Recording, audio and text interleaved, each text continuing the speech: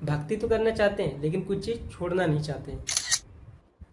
तो श्री हरिवंश, मैं हूं आदर्श और आप देख रहे हैं हमारे यूट्यूब चैनल एडी आदर्श। तो बिना टाइम को वेस्ट किए चलिए स्टार्ट करते हैं।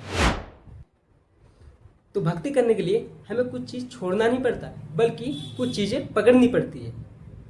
लाइक जैसे भगवान का नाम।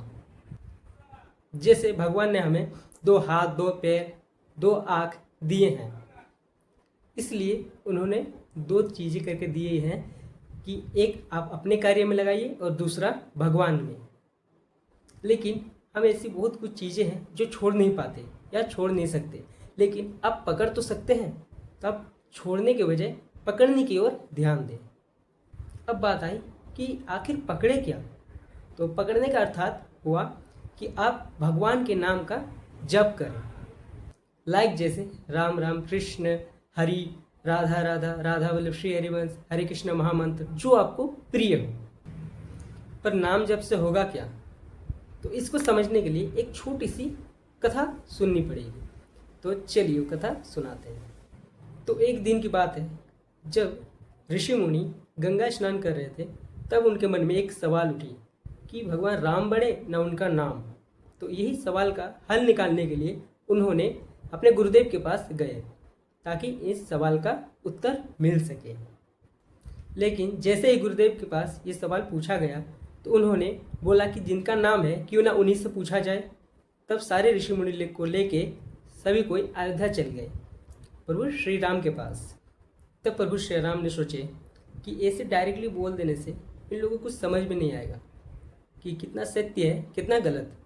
तो इसको क्यों ना प्रैक्टिकल करके इन लोगों को समझाया जाए।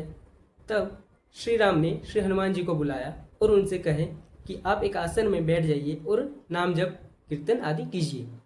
उसके बाद जैसे ही श्री हनुमान जी आसन में बैठ के अपना नाम जप करने लगे, तब उसी वक्त प्रभु श्री राम ने अपना धनुष बाण हाथ में लिया और श्री हनुमान जी के ऊपर निशाना लगा दी। ये देख के सब चौंक गए, लेकिन तीर जैसे ही श्री हनुमान जी के गले को स्पर्श किया, वहीं से वो माले में परिवर्तित हो गई।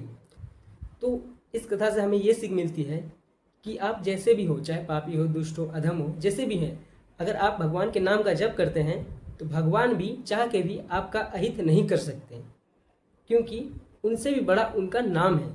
जो श्री हनुमान जी के गले को स्पर्श करते ही वो तीर माले में परिवर्तित हो गई।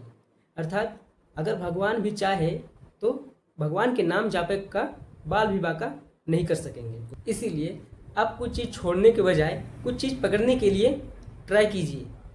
जैसे भगवान का नाम, जैसे श्री हनुमान जी ने राम का नाम पकड़ा, तो प्रभु श्री राम का भी तीर भी उनके गले को स्पर्श करते ही माला में परिवर्तित हो गई।